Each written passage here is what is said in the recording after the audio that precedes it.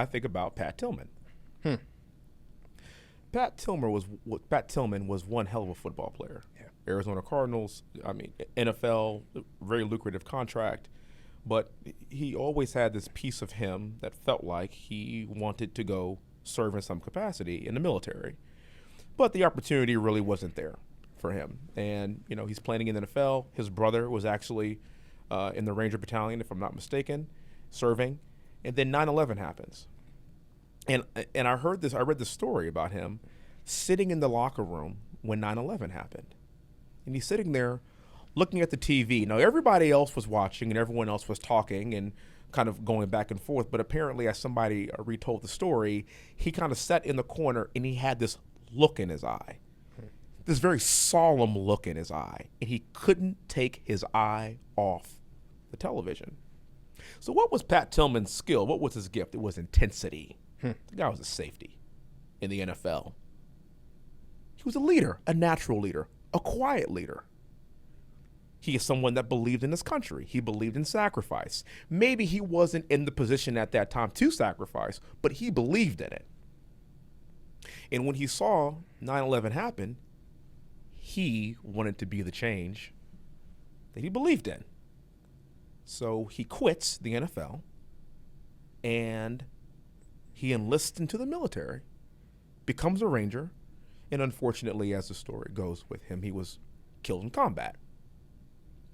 Now, I'm not suggesting that everybody should just enlist and go fight and go fight a war, but here is somebody that looked intrinsically, saw an opportunity to maximize his potential, and then became the change that he wanted to be in the world, even if it cost him his life. Well, and change takes courage. Yeah. It takes a lot of courage. Because the easiest thing to do is to stay on the road that you're on. To look around, just fog up your own mirror, everything's okay, to just stay there, to just let gravity take you wherever it's taking you.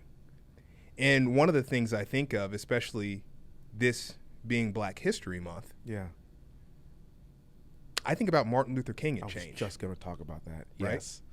There's actually two people I think quite a bit of in terms of change. I think about two of the stalwarts of the civil rights movement, Martin Luther King and Malcolm X. Yeah. And I'll tell you why I think about each of those individuals. Martin Luther King, you talk about the I Have a Dream speech. Yeah. That my children will one day live in a country where they won't be judged by the color of their skin, but by the content of their character, right? The idea when he talks in beautiful alliteration about different colors of people coming together, the change that he wanted to see that at that time did not seem possible. Yeah. And you look at where we are now, and you look at what our parents did, and you look at the schools that we went to, being the only Black kids at times. Yeah. But how do you get to a place where you have a rainbow of kids? Start somewhere. You got to start with change. You have to somewhere. have one Black kid. You have to have two Black kids. And you know what? It takes parents having the foresight to see in order to get to that dream of change that somebody like Dr. Martin Luther King had, we have to institute things that allow them to get there. The second person I think about change, Malcolm X.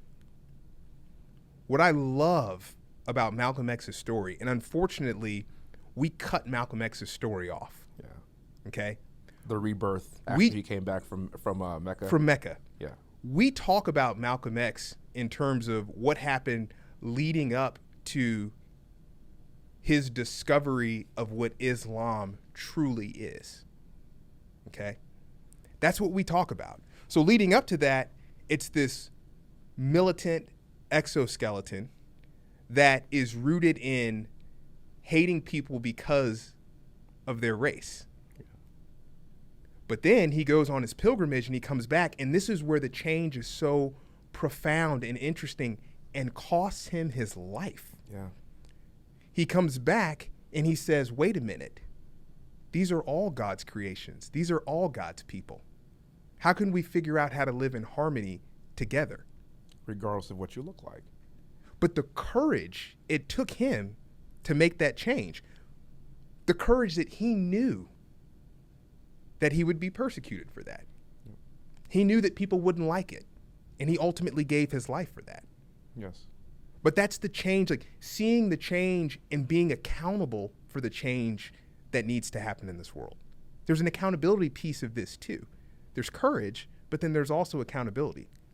It's really easy to see things and to turn a blind eye. If you like this video and you want more of In the Hunt, please like this video and subscribe.